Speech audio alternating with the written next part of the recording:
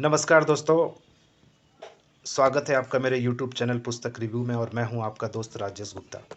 दोस्तों, आज हम जिस बुक को लेके आए हैं रिव्यू के लिए वो है एम लक्ष्मीकांत की इंडियन पॉलिटी का सबसे latest revise edition, 6 revise edition. दोस्तों, अभी हाल में ही इन्होंने अपना 6 एडिशन निकाला था और उसके बाद ये इन्होंने इसको रिवाइज भी कर दिया है। तो मैं आपको दिखा देता हूँ कि रिवाइज करने के बाद इस बुक में क्या चेंज आया है, पिछली वाली बुक से ये बुक किस तरह से अलग है, क्या इसमें इन्होंने घटाया बढ़ाया है।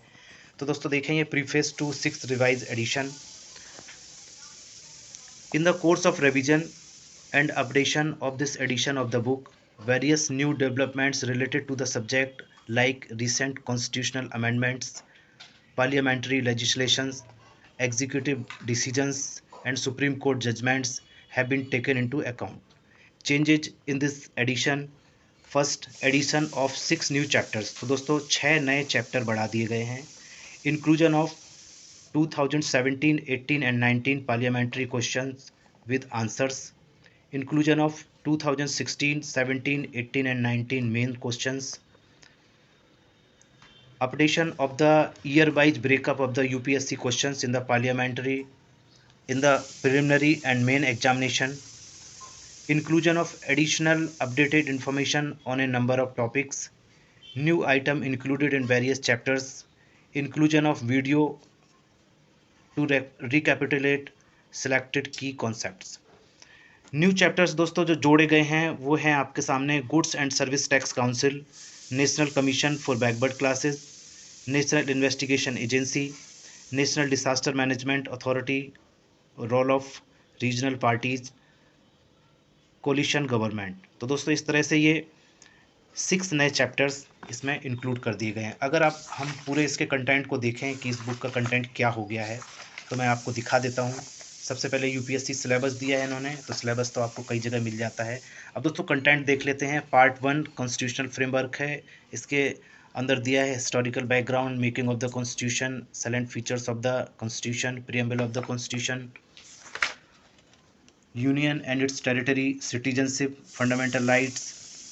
इस तरह से देखते जाएं, ये टॉपिक मैं आपको दिखाता जा रहा हूँ। Directive principle of state policy, fundamental duties, amendment of the constitution, basic structure of the constitution. Part second में दिया है सिस्टम ऑफ गवर्नमेंट। इसमें जो टॉपिक कवर किए हैं वो है parliamentary system, federal system, centre state relations, inter state relations, emergency provisions. Part 3 में दिया है सेंट्रल गवर्नमेंट। इसमें जो कवर किया है वो है president, vice president, prime minister, central council of ministers, cabinet committees, parliament, parliamentary committees, parliamentary group, supreme court, judicial review, judicial activism, public interest litigation. इसके बाद दोस्तों स्टेट गवर्नमेंट है, ये 4th पार्ट इसका। इसमें देखेंगे चैप्टर दिए हैं governor, chief minister, state council of ministers, state legislature, high court, special provisions for some states. Part 5 में दिया है लोकल गवर्नमेंट, तो इसमें चैप्टर हैं पंचायती राज, म्यूनिसिपैलिटीज़। पार्ट 6 में है union territories and special areas. इसमें दिया है union territories, schedule and tribal areas. Part 7 में है कॉन्स्टिट्यूशनल बॉडीज़, तो इसमें जो चैप्टर दिए हैं वो हैं election commission, union public service commission, state public service commission, finance commission, goods and service tax council, national commission for एससीज, नेशनल कमीशन फॉर एसटीज,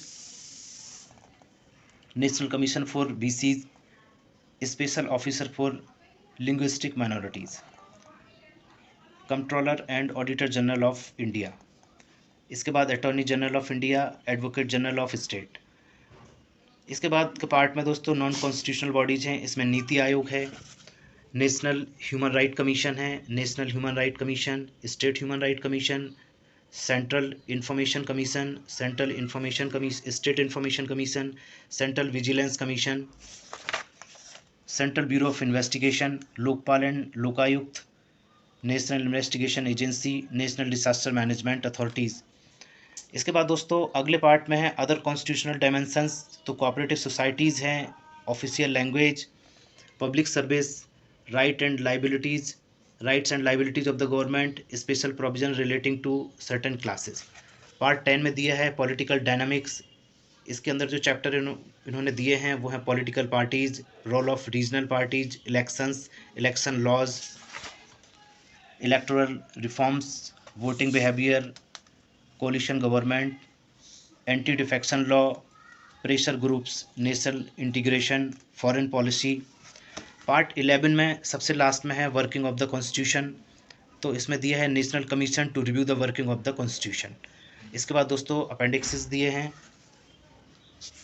और दोस्तों अगर इसकी प्रेजेंटेशन की बात करें तो ये फुल डिटेल प्रेजेंटेशन है। जैसे हिस्टोरिकल बैकग्राउंड है ये पहला चैप्टर, तो आप देखें ये फुल डिटेल प्रेजेंटेशन है और एक बहुत अच्छे राइटर की बुक है ये।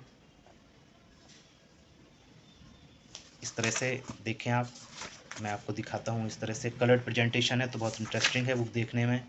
और इसके बाद हर चैप्टर के बाद में नोट्स एंड रेफरेंसेस दिए हैं। इसी तरह से दूसरा चैप्टर है, तो ये सब कुछ बहुत डिटेल से आप इससे अपने नोट्स बना भी सकते हैं। और इस तरह से ये देखें आप, ये इस तरह की प्रेजेंटेशन है। तो दोस्तों एक बहुत अच्छी बुक जो अभी अभी आपको रिवाइज्ड होकर बिल्कुल अपडेटेड वर्जन इसका मिल रहा है। और दोस्तों इस बुक को ख़रीदते समय ये ज़रूर ध्यान रखें कि इस बुक की ओरिजिनल कॉपी ही ख़रीदें। मार्केट में बहुत तरह की बुक्स आ रही हैं, तो ये मैग्रो हिल पब्लिकेशन का जैसे ये लोगो लगा हुआ है, इस पर इसका कॉपी नंबर भी दिया हुआ है। तो दोस्तों इसको ज़रूर देखें, जहाँ से भी आप ख़रीदें इस पर फोकस ज़रूर रखें, क्योंकि इसके जो भी डुप्लीकेट वर्जन आ रहे हैं उसमें बहुत सारी गलतियाँ हैं और प्रिंटिंग मिस्टेक है। तो दोस्तों इसी तरह की नई नई बुक्स में लेके आपके लिए आता रहूँगा, रिव्यू करके आपको बताता रहूँगा। आप मेरे चैनल को सब्सक्राइब कर लें। बहुत बहुत धन्यवाद दोस्तों।